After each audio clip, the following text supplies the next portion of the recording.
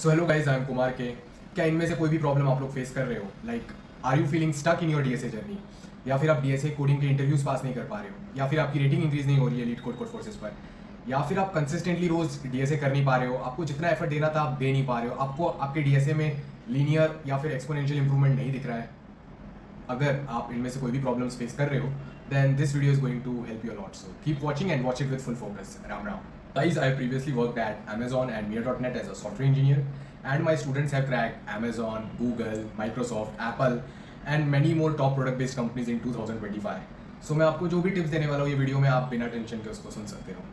Also guys, I have a 20 to 100 plus rating on LeetCode.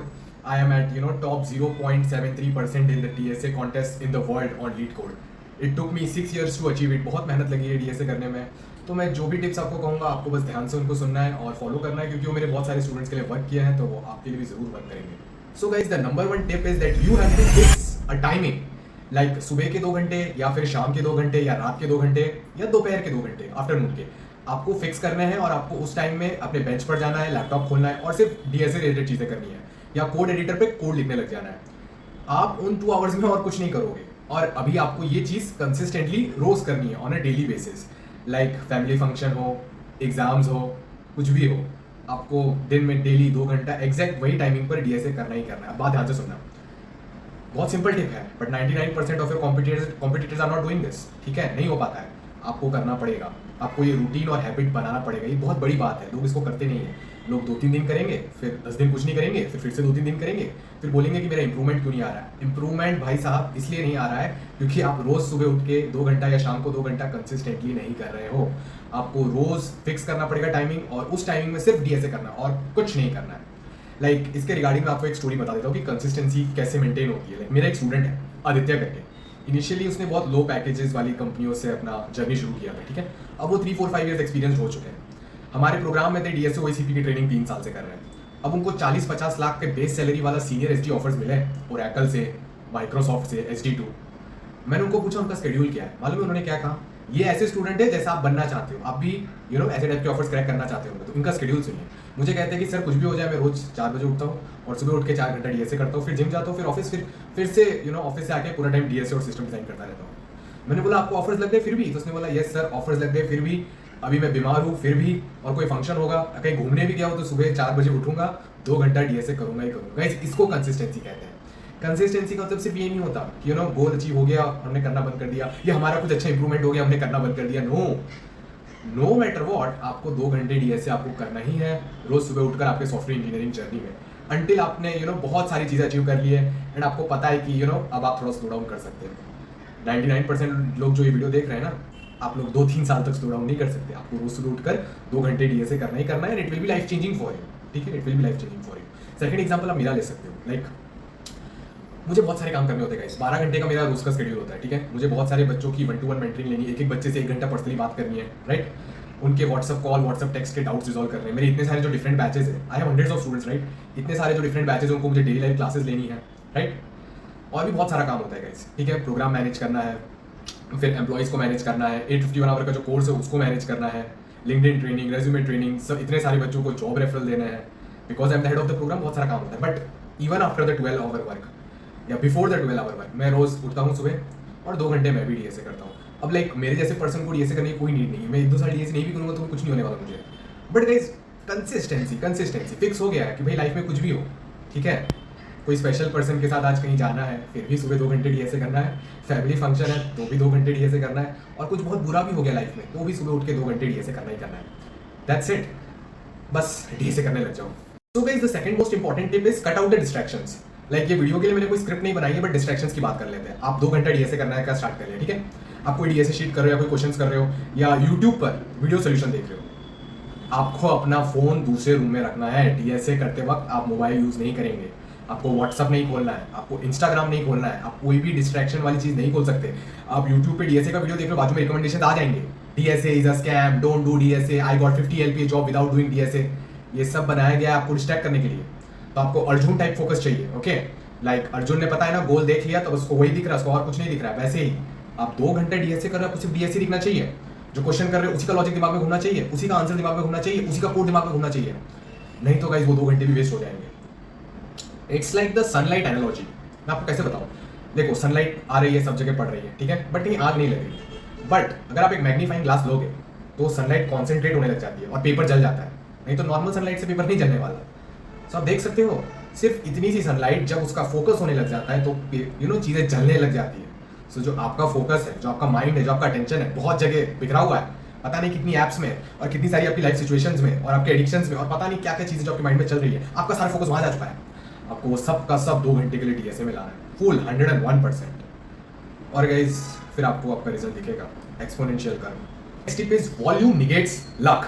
अगर इस life में आपको डीएसए में वैसा रिजल्ट नहीं मिल रहा है जैसा आपको चाहिए था, इसका मतलब आपको बहुत वॉल्यूम इंक्रीज करना पड़ेगा। आपका करंट वॉल्यूम बहुत कम है, आपको बहुत ज़्यादा क्वेश्चन करने पड़ेंगे। आजकल यूट्यूब लिंक्डइन पर बहुत चल रहा है इन्फ्लुएंसर्स का कि आप सिर्फ 100-200 क्वेश्चन कर लो, बस ये छोटी सी लिस्ट कर लो, या only do these 200 questions covering 20 to 40 patterns and your DSA preparation is done. No guys, it's all a scam. Volume negates luck. आप लिंक्डइन यूट्यूब इन्फ्लुएंसर्स का क्या सुन रहे हो? आप न्यूटन सर का सुनो ना, फिजिसिस्ट का, the greatest physicist of all time. उन्होंने क्या बोला था? Every action has equal and opposite reaction. तो 2 बंदों को ले लेते हैं, ठीक है, दोनों का आईक्यू सेम है, ठीक है। एक बंदे से कराया जा रहा है 100 random questions on leet code easy medium level, दूसरे बंदे से करवाए जा रहे हैं 1000 easy medium hard random questions on leet code. कैसे भी तरीके से करा लो, करा दी। अब जब ओए इंटरव्यू आएगा तब क्या लगता है किसका प्रोबेबिलिटी ज्यादा है? दूसरे वाले बंदे का। कॉमन सेंस, कुछ चीजें गाइस इस दुनिया में कॉमन सेंस होती है। मैथमेटिक्स, प्रोबेबिलिटी प्रिंसिपल आपको पढ़ना आना चाहिए। आप लोग इंजीनियरिंग कंप्यूटर साइंस के स्टूडेंट्स हो तो भी हम लोग शॉर्टकट्स ढूंढते रहते हैं, इसलिए हमारा काम नहीं हो पाता। गाइस न्यूटन सर कह के गए हैं तो उनकी बातों में बहुत सारी सच्चाई है, होगी तो आप प्लीज उसको फॉलो कीजिए, ठीक है। अब जिम की एनालॉजी ले लो, 2 बंदे ले लो, एक बंदे से आप 5 kg का डंबल उठाओ, only 1 rep daily for 3 months, और दूसरा बंदा ले लो, उसको 5 kg का आप डंबल का रैप कराओ 100 reps daily for 3 months। Finally किसका मसल टोन ज्यादा होगा, किसका बाइसेप साइज बड़ा दिखेगा? Things are very simple in life, we are trying to make it more complex, क्योंकि हम आलसी हैं, हमको काम नहीं करना है, हमको शॉर्टकट चाहिए, इसलिए कुछ काम नहीं हो रहा है।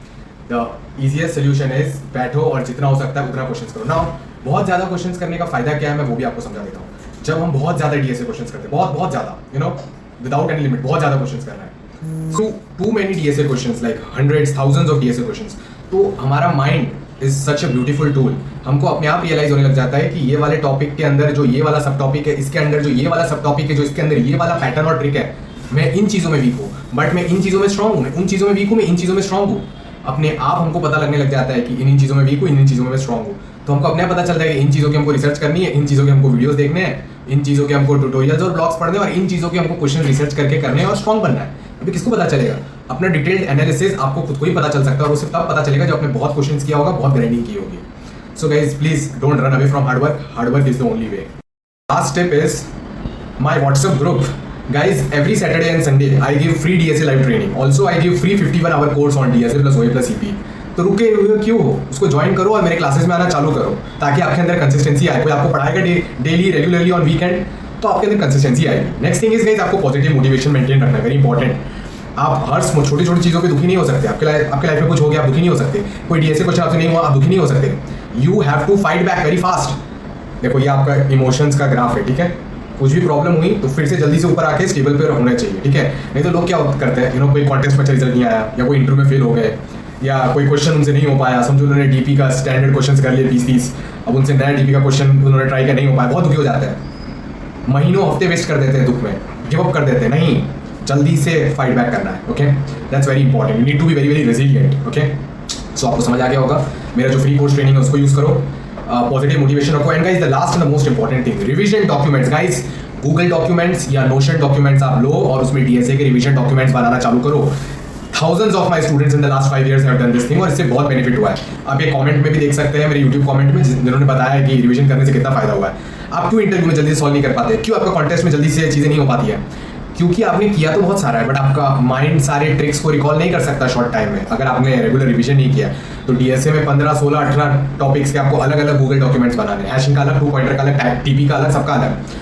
एक बार आपके सबके डॉक्यूमेंट्स बन गए, अब सब डॉक्यूमेंट्स में क्या होना चाहिए? हैशिंग के डॉक्यूमेंट में क्या होगा? हैशिंग, प्रीफिक्स, सफिक्स के जितने भी क्वेश्चंस किए थे उनके क्वेश्चन के links, okay.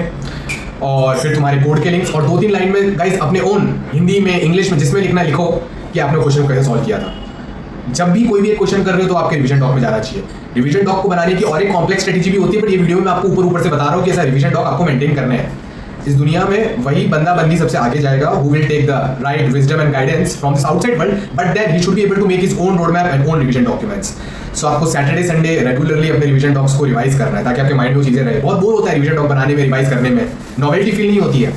But guys you know doing the boring thing again and again on repetition is the key to mastery. जब आप वो करते हो तभी आपका दिमाग स्ट्रॉन्ग होता है, तभी आपके दिमाग में क्रिएटिव और न्यू थॉट्स आने चालू होते हैं जिससे आप न्यू हार्ड प्रॉब्लम्स भी कर लो. So never forget the basics, keep revising. Ram Ram. Make sure if value in this video like share and subscribe. Ram Ram. Hopefully you guys will now become consistent in DSA. Ram Ram.